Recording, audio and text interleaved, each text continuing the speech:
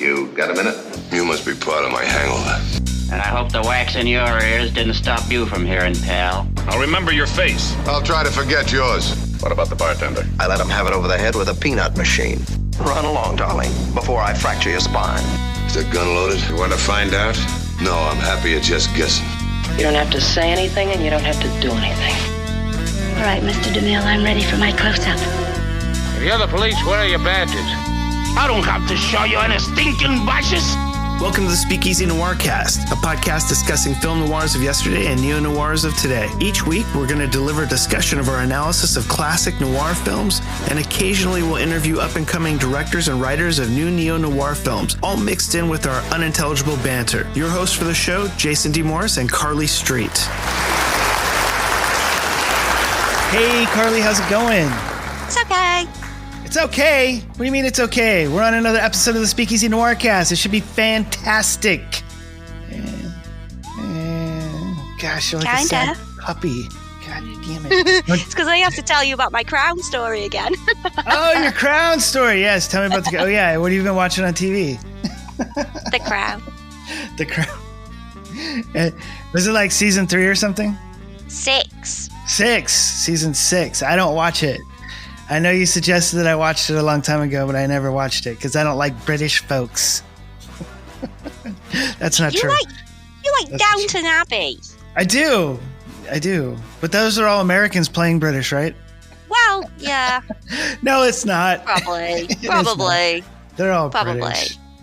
They're all British. They're probably Irish. Who knows? I don't know. But I do like, Red Dwarf, and that's British. No. And also, that's rubbish. Is not. And also, I know you hate this one too. But the what's it called? Mom's Boys or Mr. Mom's Boys or what's it called? The dude that Mrs. Brown's Boys. Mrs. Brown's Boys. Yes, yeah. I had it 50%. That was 50% there. Give me some credit. Not even 50. Not even 25% there with that one. Boys was in the title. Maybe well done. I think it's hilarious. It was like that scene with the air freshener. I don't know. It's so funny. Or when she super glues herself to the sink. Father Ted is so much funnier than that. If you find that funny, Father Ted is so much funnier. Okay, I'll have to check that out because I've never heard of Father Ted. Check that out. Okay. Yeah. All right. But I do like Ricky Gervais' stuff too. Or what was that show, Spaced? I thought that was really Space good. With Simon Pegg. Yeah, I used to like that. That was funny. Yeah. Yeah. The dude that like hears like the techno music all the time. That's so funny. Nope. So dumb, but it's funny. They should have kept that one going. What is with your guys' TV series? What do you call them? Series, not seasons. But what is the deal with them? Like, they seem so sporadic, and then like you'll have like only like 3 or 6 or whatever the hell you guys decide to put out for like a series. And then sometimes like there won't even be another series till like years later, or like, I don't understand your guys' like TV culture. It's so strange. It depends what network it's on. So it used to be that if stuff was on like ITV, it's like Frost and Inspector Morse and Midsomer Murders and stuff like that, they'd have like 25 episodes. For a series or season? Like, yeah. Oh. For a series. For a season. No. So no. We do series 1, 2, 3, and 4. Midsummer only has like 6 episodes a season, though. Whereas if you like are on the BBC and you watch like Waking the Dead or something, they do like 4 episodes. Yeah, which is weird. And that's a season. Yeah. Do you think that they get more money for less episodes? Like they get more money per episode? You pay a license fee and it all goes to the BBC, so they don't really have to advertise, so they've already got the money. Whereas like ITV and Channel 4 probably need to string it out a little bit more because they need more advert breaks, because that's how they earn their money. I see. Okay. Interesting. And BBC, is that like, what is that exactly? Crap. It's all crap. I'm really sad that I have to pay them my license fee because they're rubbish. You got to pay them? What are you got to pay them for? Yeah, that's the license fee to watch TV. And it all goes to the BBC, who have the shittest programming there is.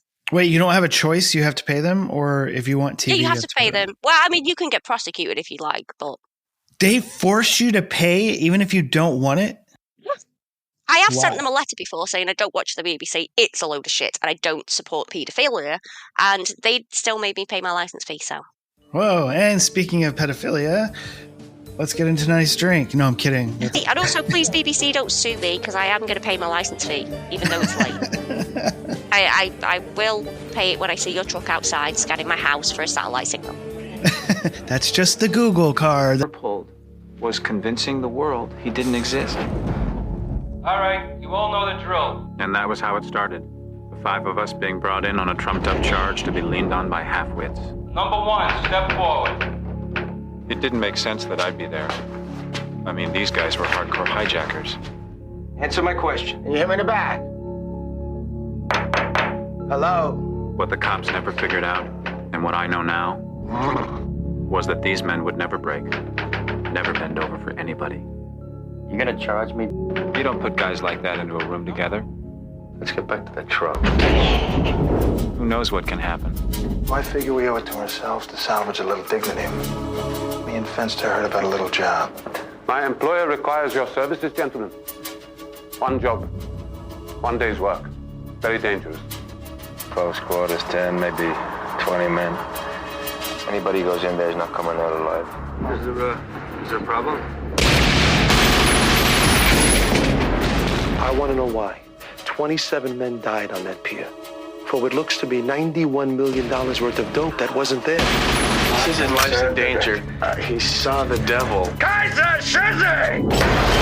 He mentioned Kaiser Soze. Who? Who's Kaiser Soze? Press 20. Do it now. There is no Kaiser Soze. You never knew. That was his power. He was in the harbor, killing many men. You mention his name again, I'll kill you right now. How do you shoot the devil in the back? A gift from Mr. Soze. You got my whole life in here. Everything I've ever done since I was 18. Everybody I've ever worked with or that time with. Keaton always said, I don't believe in God, but I'm afraid of him.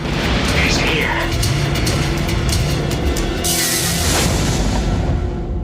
Well, I believe in God. And the only thing that scares me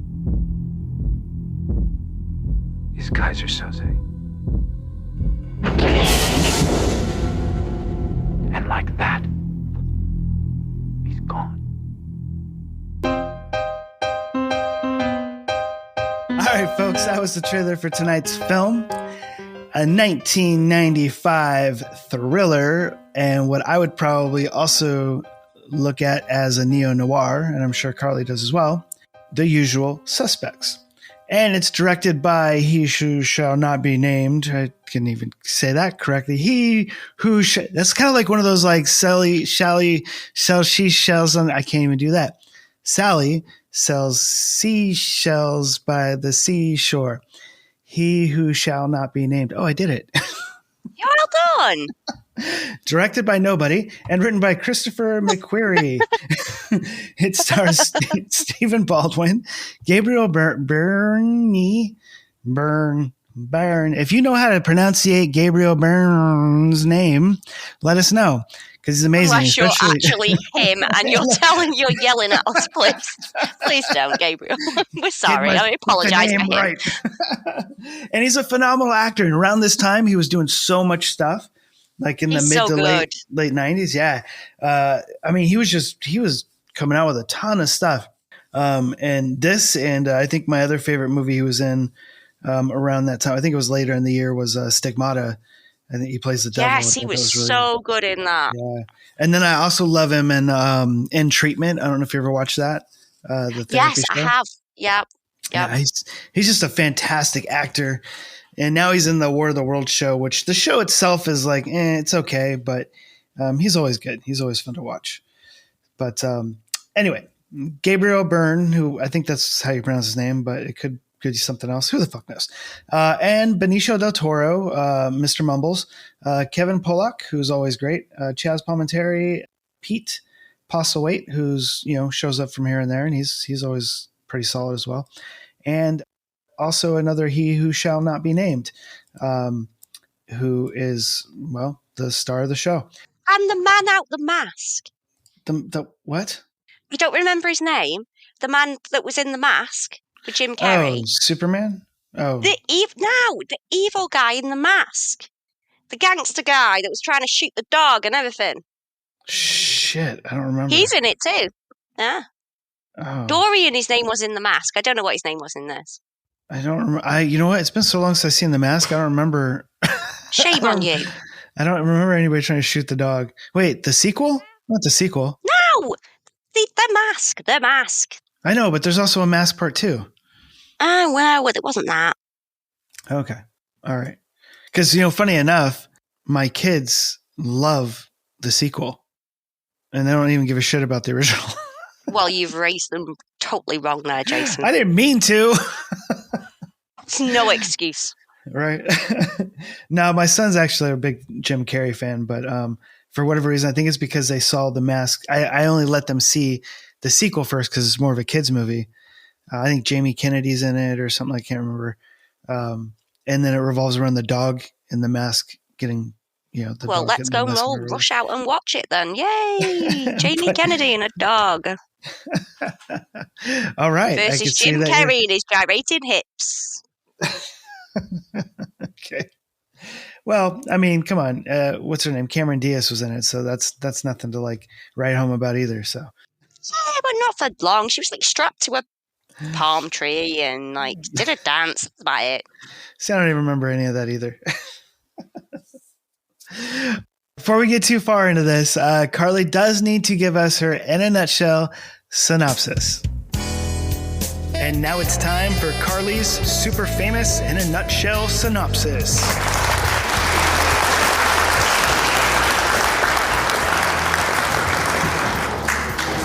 Kaiser Soze, baby. Oh, wait, let me do it again. Kaiser Soze, baby. What is the baby thing about? I don't know. It sounded cool. I'm like, did he say that in the movie and I can't remember? No, he didn't. I don't know. Just felt like a baby moment. Oh, man. It was like a 90s mic drop. There you go. That's what we used to do when I was 7 years old in the 90s. Yeah, baby. Oh. Speaking of, did you see this when it first came out the theaters? No, Jason, I was 7. Are you sure? Yes, sure. When were you born? 1988. I keep forgetting how old I am. I mean, how young you are. Thank you. Oh, man.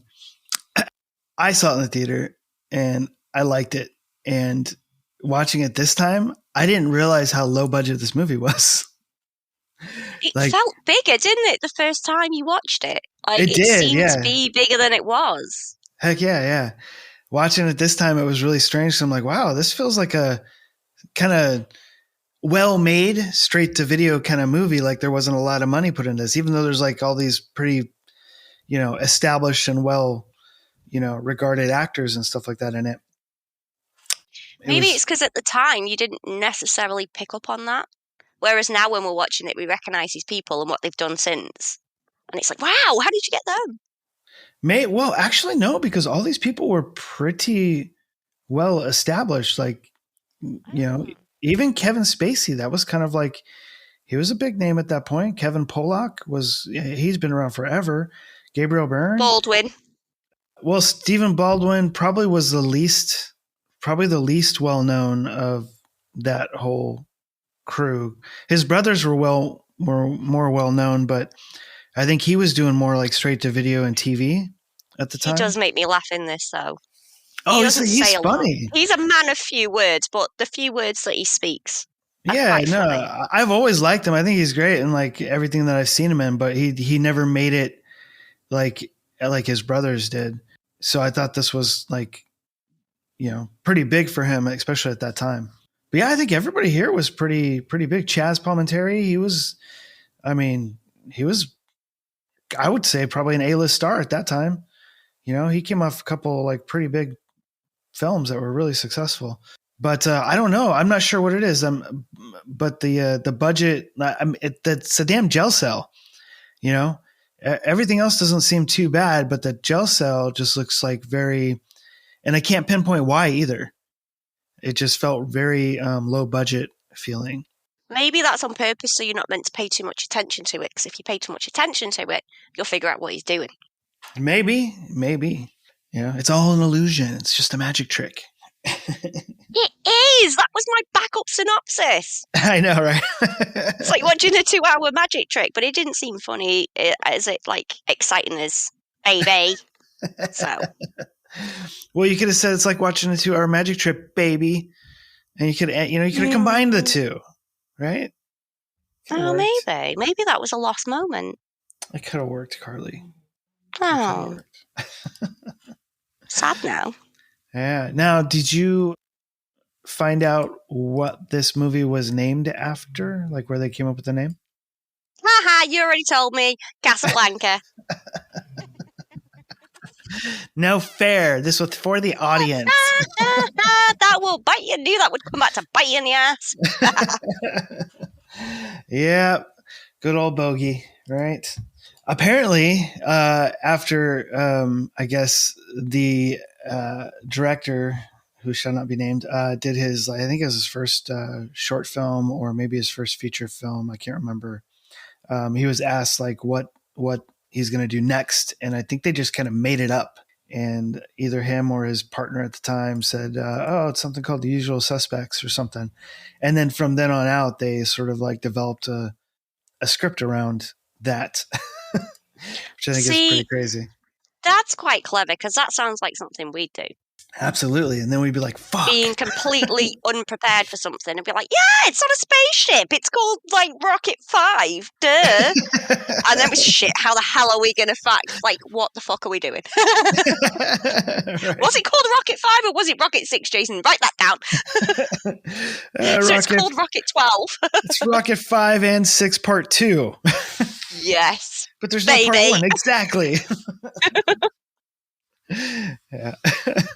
Absolutely. We would totally do that. I hope we would do that. I hope we would be in a situation sometime soon where we can do that. I don't know. I don't think you want me at a posh Hollywood party just going, I do. Of course I do. Hell yeah. Be the life of the party. And then we get kicked out. Yep. And we take every fucker with us. Carly just everyone's been drinking shots with me. Shots? Yeah, right. Carly's kicking the door down, yelling, "Where's the Bud Light?" I would do that. I don't care if it's sticky. Better have a clearance label on it. Yeah. I'm not paying full price for that. Let me ask you a question. Your mom's seen this movie, right? No. What? No, what? She doesn't. No, it's not really her kind of thing. She's not really into. She's a bit like you. She's not really into like crime kind of things, heists. Like, well, trick her. She will only watch it basically if. Oh my God, what is his name? It escapes me right now. Lee Majors. So if Lee Majors was in it, she would watch it. She would watch Lee Majors sat in a room writing in his journal. Okay. Unless he's in it, unless Lee Majors is in it, or it's a horror, she's not interested. Okay. So I got an assignment for you. Okay. You need to have your mom watch Evil Dead the series. Oh. Okay. All right. Okay. Now, have you ever seen Evil Dead? Yeah, a while ago.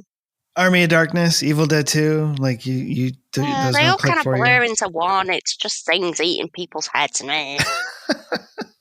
Okay. Anyway, so the series has Lee Majors in it. Okay. Oh, for God's sake. And he's hilarious. And your mom likes horror, right? Mm-hmm. All right. So there you go. This is right up her alley. Lee Majors and horror. There you go. Done. Okay. Done. Plus Bruce Campbell, which who doesn't love Bruce Campbell? Probably you. Love Bruce Campbell. You love Bruce Campbell, but you don't like Evil Dead. I don't know what the hell's going on in this world. Well, it's weird, isn't it? It's a Carly world. That's all there is. It's a crazy world, baby. All right. Well, that's your assignment. You got to get her to watch that. It's hilarious. I don't think it'd be too hard, to be honest. Great. Lee Majors plays Bruce Campbell's dad. So there you go. It's perfect. All right. So I was asking you that because she has such this sixth sense on films and guessing the twists. I would be curious, like, if she was able to figure out what's going on in this movie.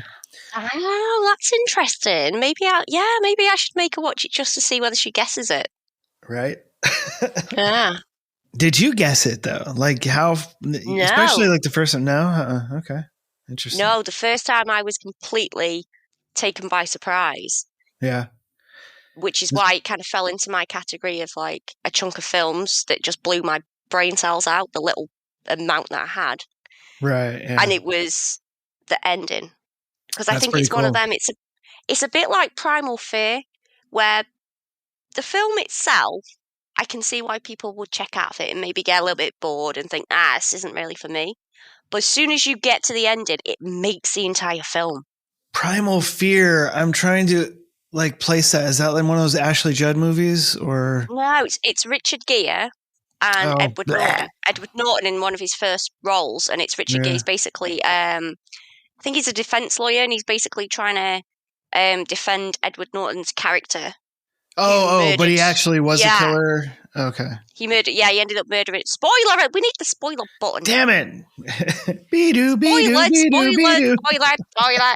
Spoiler. He ended up all the way through the film. He was defending him, and he figured, this personality came through, and he realized he's got split personality, and he didn't actually do it, and he was fighting really hard to prove that split personality was a thing, and he didn't do it, and he got him off, and then right in the last second he looked at him and was like, I did it all along, I don't have a split personality, fuck you. And it was brilliant, because it just made the entire film the same way that this does the same thing. So now I want to watch Primal Fear, but I really don't like Richard Gere at all. Like, there's nothing that I like that he's in. But I mean, I take that back. I like some of the movies he's in, but I don't like him. It's one of them where, sometimes you have films where the actors are a bit interchangeable because the role's so good. Yeah. So, because he's written quite well. I mean, don't get me wrong, there are a few scenes where you think, but generally as a whole, you don't pay that much attention to the fact that it's Richard Gere. Yeah, it's hard not to. His beady little eyes and his like face that doesn't ever have any expressions. Like, I can't stand him. Hey, sometimes he raises his eyebrows. Oh, well, that's something. Yep. And occasionally he runs very fast. But I do like Edward Norton a lot, and I don't know if he's. I think this was his first role, or one of his first roles. Definitely one of his first, if not his first. Is there something about him that makes him like a difficult actor to work with, or is there like stories about him out there? Because it seems like he kind of fell off the face of the planet after American History X. He has a reputation of being a pig. But a pig? Yeah, but all of the stories seem to be that he just doesn't want to have his name attached to crap. He doesn't want to sign up to a film and then have it changed 17 times, because that's not what he signed up to. So I wonder if it's more of the fact that he just has some balls and goes, I don't think so. That's not what was in the script that I read. We're going to do the script that I read. Otherwise, we're not doing it at all, which I understand how that could be difficult for people. We got to go back to the pig reference. What is a pig? How? Like, is he abusing women or like misogynistic? No, it's like in his attitude. Like pig-headed? Yeah, people kind of describe him as very arrogant, pig-headed, like it's my way or the highway. I'm going to just take control because you can't do it right. I see. But sometimes, like I say, if you sign up an actor like Edward Norton, he wants full creative control because he doesn't want to release a piece of shite. He doesn't want to sully his reputation for, you know how things change from script to screen and even after. He just doesn't have time for, I don't think, for people butting their heads in, changing things that he didn't sign up to. Right, yeah. Which is probably why now he's become a more prolific director, because he has control, so. Right. That makes sense. I don't know. Like, I think he's a really great actor, but then he did Incredible Hulk, and I actually thought he was pretty good in it, and then so I was a little disappointed that they switched the actor to Mark Ruffalo. But then I'm like, but Mark Ruffalo is fucking awesome too. So I don't know. I was conflicted with that. And I always figured, I think they just wanted him they hired him as an actor, so they kind of just want him to act, whereas he wants to do more than act. Yeah. So, you know, I mean, you understand as a director how that could be a headache. Yeah. If you suddenly had an actor going, well, no, I don't think you should change that scene. And you're going, well, we had to because of budget or whatever, or, you know, any kind of number of things. No, that's when I read the script, this is what I connected with. I don't think you should change it. And you've got a 5-day argument over it. Like, Right. So you can understand how people probably perceive him in a bad way. Sure. Yeah, that's true. Yeah. Well, this episode is not about Edward Norton, although we should find something that he's done that he is in. That's a film Edward noir. Norton, you're welcome. I'm Yeah. here fighting your corner, mate. Yes, there you go. I'm fighting your corner, baby. We need to find a film noir that he's in. I'm sure there's got to be American one. History X. No. Oh, I don't really think that's noir. No. I'm lying. I mean, it is sort of in its own sort of modern way, but no, I don't think we should cover that. That's such a dark movie. Yeah, maybe not. Yeah, something else. There's got to be something where he plays a detective or something. I don't know, but we'll figure that out. So anyway, The Usual Suspects. When I first saw it, I guessed it was Kevin Spacey, but not for any good damn reason. The only reason that I guessed it was incidental, because I was just like, no, it's got to be the guy who they're gonna, make you think it is the least, right? And that's the only reason why I guessed it. But when he gets down to like towards the end of the movie, and the cop is like grilling him and saying, "Oh, it's this whatever the Gabriel Byrne's character's name is," and going through, I was like, "Oh, damn, I was wrong. Oh man, I was wrong. It's him." Like. Then I thought I was wrong, but then I ended up being right, but I'd already changed my mind because the film made me change my mind. So it fucks you. Yeah. And I'm like, damn it. I was right though, but it doesn't matter because you changed your mind. So too bad. And I've had that happen in a couple movies where it's like, I guessed right, but then changed my mind later because I was like, no, they're not going to do that. And they did. That's quite clever though.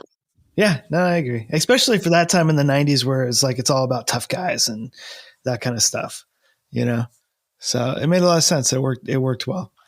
Well, I think they did a really good job just towards the end of setting him up as a character that you really felt sorry for. Uh-huh. Yeah. Especially when the guy starts like getting handsy with him and sort of like throwing him around a little bit. Mm-hmm. I think, leave him alone. Get off him. Leave Pretzel Man alone. Just get off him, mate. Yeah. Verbal. They should have named Benicio del Toro's character Verbal. Yes. How'd you like his accent? I loved it. I mean, cracking noises, yeah. Yeah. I mean, so I read that he did that. That wasn't scripted, but Benicio del Toro read the script and he didn't want to do it because he realized his character was only there to be killed and didn't really have any like substance to it. And he really wanted his character to be memorable. So he got the okay from the unknown director to do his own sort of dialect. And so he worked with somebody to create this speech pattern that he does in the film, which I think is pretty effective because everybody was trying to do that shit when that movie came out. And it's pretty crazy. And I think it's pretty clever. Yeah, and I think Del Toro ended up like sort of getting only known for that because there's a few other movies where he just kind of seems like he just kind of mumbles his way through, not in the same dialect that he does in this movie, and it just seems like that's just kind of like what people wanted him for. Hey, can you mumble? And yeah, I think what was it? The Fan? I think maybe he was in. He's kind of mumbly. I can't remember what the movie was. The Fan's an amazing movie, by the way, but. Yeah, I don't know. But that's probably my favorite character in the movie. Stephen Baldwin's pretty funny in it too. So is Kevin Pollak. But I don't know. I think of all the people that sort of stand out, it was probably Del Toro that got me with his mumble. Kind of reminds you of that guy from, what is it, King of the Hill? He talks like the... Yes, he does. I like the fact that there's an Agent Jack Bauer in this film as well. That's probably where they got the name. They must have. Come on. They must have. It's spelled different, though. It's Baer in the Well, they film. didn't And want to get obviously, sued. Bauer in the show is Baur. So, Right. I liked that. Right. that. No, that's good. Yeah. I mean, there's no doubt that's where they got it from. Yeah. Unless that was also stolen from somewhere else. Who knows? Because there are a lot of like strange names in this movie, which lends itself to the very end when, you know, you see the detective like looking at the wall behind him and all the names and everything. They're all odd and foreign and, you know, whatever. But that was pretty interesting. But, you know, that's what happens in this kind of a movie with the twists like that. It's like the way that they reveal it matters so much, you know, so being able to see all that stuff come into play as he drops his coffee mug, and then at the same time it's cut into Kevin Spacey's character. I mean, the person that shall not be named slowly stops linking. Yeah. And I mean, that shot where he's unlimping is really well done because he does it so gradually. Yeah. You know, it's like, damn, like, I wonder how much he practiced that because it's really well done, you know? But yeah, 100% believable, isn't it? And nobody notices. Yeah. Because you wouldn't. Yeah. He's blending in. But, yeah, it made it super interesting. But, yeah, I was a little disappointed in myself for getting it right and then getting it wrong. And so I am too. Yeah. I'm almost as disappointed in that as you not liking The Mask. Well, I liked The Mask. I didn't say I didn't like The Mask. I said my kids. You didn't bring your children up, right? Did you, to like The Mask? So well, they like the wrong one. I wasn't sure it was appropriate for my kids because there's a lot of sexual PG, content. It's fine. There's no sexual content. Are you kidding me? You need to rewatch it. Wow. Yeah. So I liked The Mask. That was great. It's fun. But is it not really PG? It can't be a PG movie. Well, it was rated PG in the UK, so it makes it a PG movie. All right. I got to look this shit up now because I don't believe you. So, where does it even say what the rating is? I don't know. It says it on the poster in the DVD in the UK. PG-13. Oh. So there you go. Ha. Wow. Ha. Well, it was a PG when I watched it. Oh, yeah. No, I think it's fun. It's a good movie.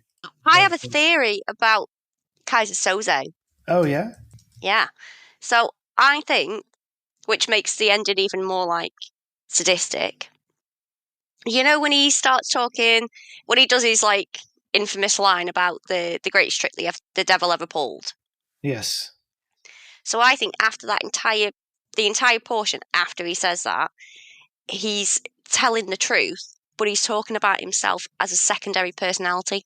So he's actually telling him the truth about things that either happened or he imagined could happen or what he's capable of, whichever way you want to slice it.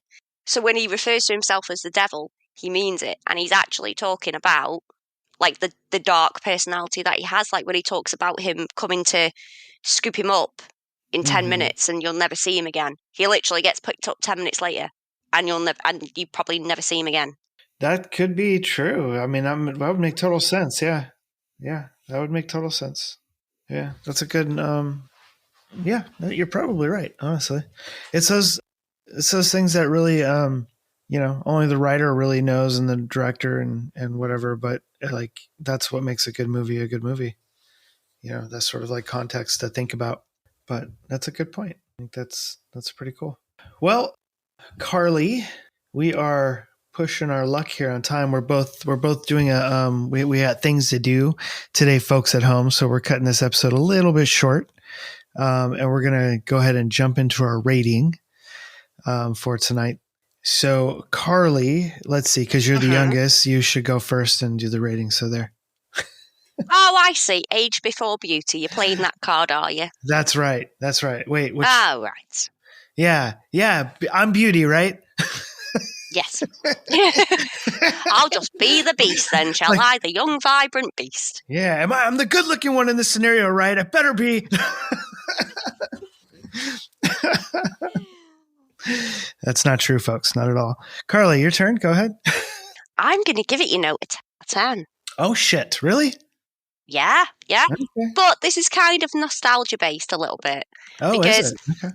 Yeah. Because when you watch it now, it's not as cinematic as it felt. It's not as big as it felt. It's not as, like, important as it felt. Mhm. But I've said before, I think I have, like, a series of films that just really changed my idea on how you write a film or make a film or approach a film or look at a film and stuff like this, and having to follow certain patterns. And this was one of the ones that kind of blew, like, you may as well just set fire to the book. Mm-hmm. Yeah. And I'll never not have that experience with this film, that it completely changed my perception of how you could present one. It's probably the best way. And the ending was nothing like, at the time, was nothing like anything I'd ever seen. I couldn't get over how they could just do that. And I was almost like, I was just mesmerized by it. And even now, it's been years. It must be like at least 15 years since I last watched it till now. And even now, even though it's not as cinematic and it's not as exciting, and yeah, it's not what you thought it was initially, but it's still bloody good.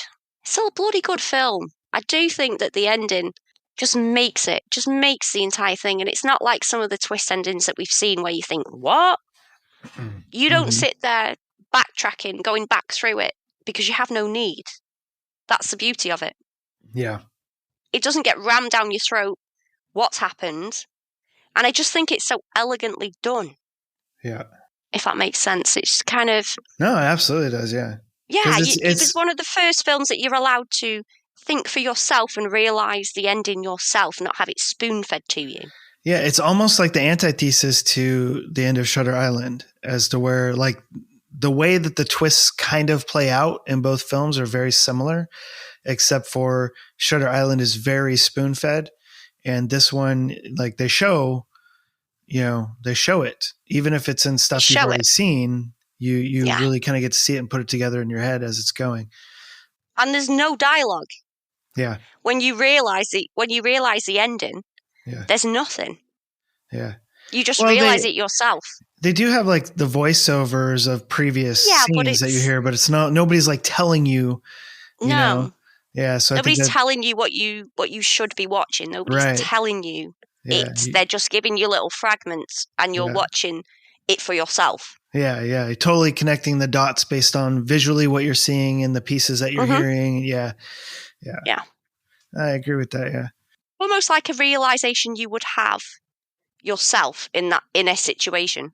Because you do go back through things in a really quick succession and go, oh, okay. Yeah. But you got to have that sort of tipping point, which I think the detective digs when he turns around and he notices a thing here and then a thing there. And it's like, holy crap, this whole thing is fabricated. You know, it's like we're seeing it at the same time as he is. Yeah. And that's the brilliance of it. As where, you know, Shutter Island, it's like everybody in that room already knows except for DiCaprio's character. And at that point, it's like, well, now we're being told. It just didn't have the same impact, but still good, but just didn't have the same impact. Yeah. But yeah, you know, and it's like you're talking about those sorts of films where it sort of turns you on to making movies or writing and that kind of thing. And it's like, you know, around that same time we were talking about Tarantino earlier, and like Natural Born Killers was kind of that for me because I had never seen anything like that before. And it wasn't about like twists or anything like that. It was just like the kinetic filmmaking, like this raw kind of energy in a film. And it's like the closest that I'd ever seen to anything like that would have been something like Evil Dead or something with just the camera work and stuff. But this was on another level. This felt raw and real and also extremely surreal because it's so over the top. But you kind of think of those things when you're watching films and how impactful it is. And like seeing a movie like The Usual Suspects, where it's very subdued and it's all, you know, these people talking and discovery and things like that. It has its own sort of like mystery to it that you're trying to unravel at the same time. So then when you get to the end of the movie and you're seeing all these things come together in a completely different way, it has its own, sort of impact. And I think going back to what you were talking about, how it didn't have the same luster as like the first time that you saw it, I think that's the reason why it still feels like a good film. Mm-hmm. But I can't help but wonder what it would have been in the hands of a more seasoned director. Yeah. Or, I mean, it's very likely it could have been destroyed under, a more action and yeah. There's no telling. Like, oh no, this is what you have to. You know what I mean? Like, I really have no idea. But yeah, like for me, it's kind of the same thing. Like, I feel like when it first came out, it did feel bigger. Maybe we were just so used to seeing lower budget material now that even with like a $6 million budget that this had, I feel like I've seen other movies that looked a lot better for that kind of money than this movie did. And it's not that it looked bad. It just, for whatever reason, just felt kind of cheap. And it's not the actors.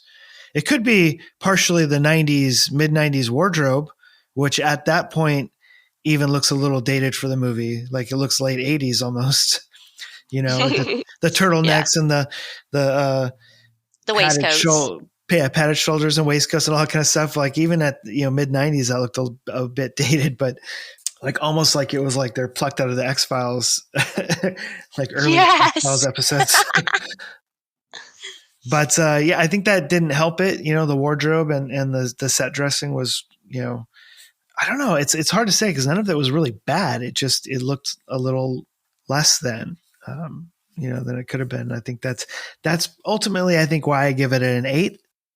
An 8? Yeah. We've broken our streak here of similarities. But yeah, it's like it's an amazing movie. It's a great movie with some great actors in it. I don't know that it's anybody's best acting roles per se. Like I don't think anybody did a phenomenal job. Like Kevin Spacey is good in it, but I've seen him be that good in a lot of things. So I can't say like it's his best role or like that's the reason why the movie is good. I don't think it had to do with that. I think it was just a combination of having so many good actors just doing solid work and then having the twist ending laid out in such a great way that really brought it all together that makes it work. So ultimately, I don't think it was like good at any one given thing, but it was good at a lot of individual things, but not the best at any individual thing, if that's not too complicated. Do you not think it's kind of like watching like with true crime podcasts where you think you've got everything sorted and then all of a sudden it just falls apart in front of you? That's kind of what it feels like. It feels like you're solving a crime. Like you've got it. You've got all the pieces and you're dead happy with yourself, and then all of a sudden all the paperwork sets on fire and it was all like it's wrong. Like those infomercials. Oh, but wait, there's more.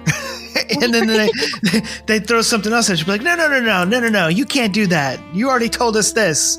They're like, oh yeah, but wait, there's even more. It does feel that way. Yeah.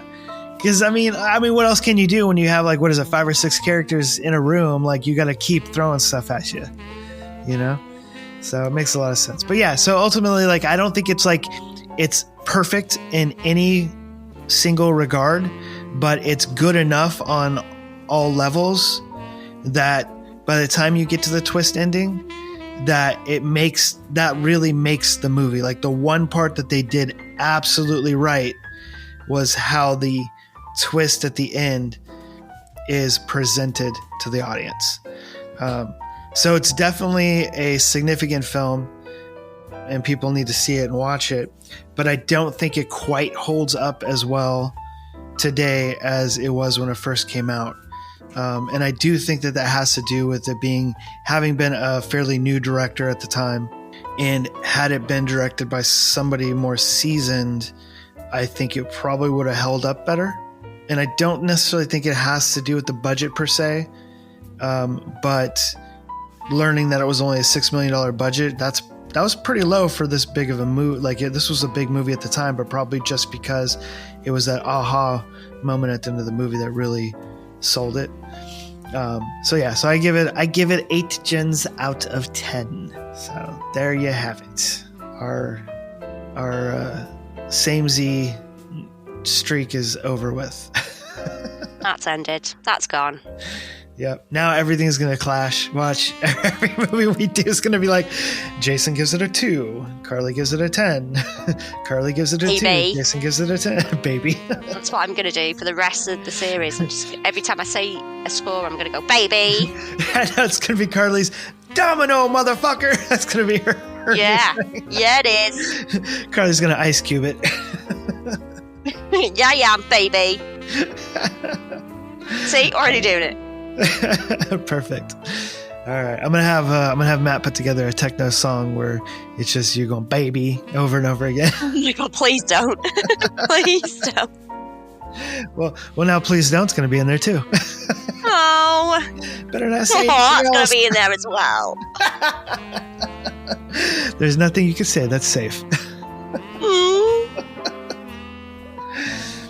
All right, folks, there you have it. We got 10 out of 10 gens and 8 out of 10 gens, and it's a great movie no matter how you look at it. I guess you will look at it with your eyes because it's awesome and it's fun and there's some good acting in it and an amazing twist ending.